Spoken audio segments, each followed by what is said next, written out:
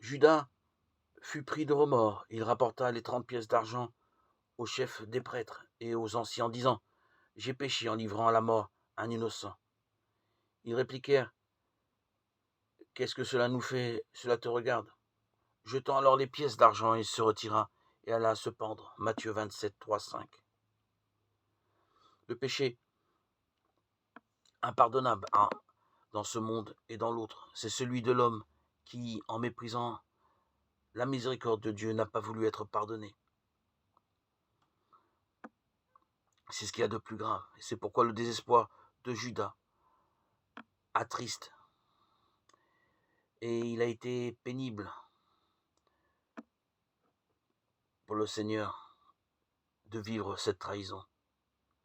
Les hommes seront condamnés pour ce faux jugement qui leur fait croire que leur péché est plus grand que la miséricorde de Dieu. Ils sont condamnés pour leur injustice quand ils se lamentent sur leur sort plus que sur leur offense. Car c'est alors qu'ils sont injustes. Ils ne rendent pas à Dieu ce qui appartient à Dieu. Ils ne rendent pas à eux-mêmes ce qui leur appartient. Au Seigneur, on lui doit l'amour, le regret de nos fautes, la contrition, le repentir.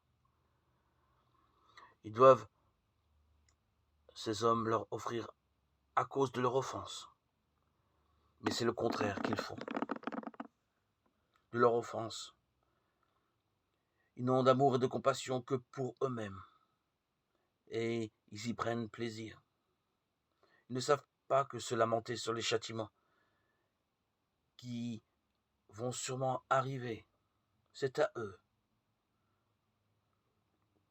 que je leur ouvre mes bras pour les accueillir, mais ils les refusent, se complaisant dans le péché. Ils commettent des injustices et ils se découvriront le moment venu doublement punis pour avoir méprisé la miséricorde de Dieu et être restés dans le désespoir, le découragement. Ils se sont laissés lier par le pouvoir des ténèbres qui leur dit, qui leur annonce qu'il n'y a plus d'espoir, que Dieu ne les aime pas, qu'ils ne peuvent faire autrement que de pécher et de rester dans leur égarement. Alors que la lumière est plus puissante que l'obscurité.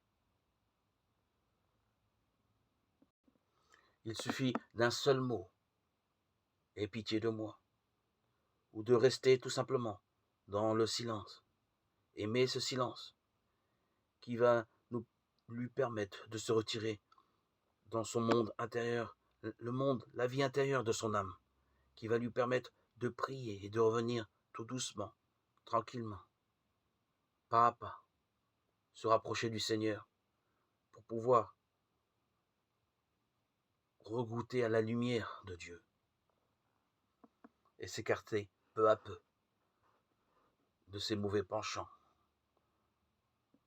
Et ainsi il saisira qu'il a livré son Dieu en échange de quelques deniers, tel Judas, d'une relation impure et coupable ou d'un attachement à des plaisirs sensuels. Il reviendra peu à peu vers le repentir, car il a pris le temps d'écouter le silence, d'être en silence, de revenir à lui-même, pour découvrir en lui-même la miséricorde de Dieu, qui est de loin cette lumière plus forte que le mal, que les ténèbres. Et il reçoit ainsi la grâce de suivre Jésus.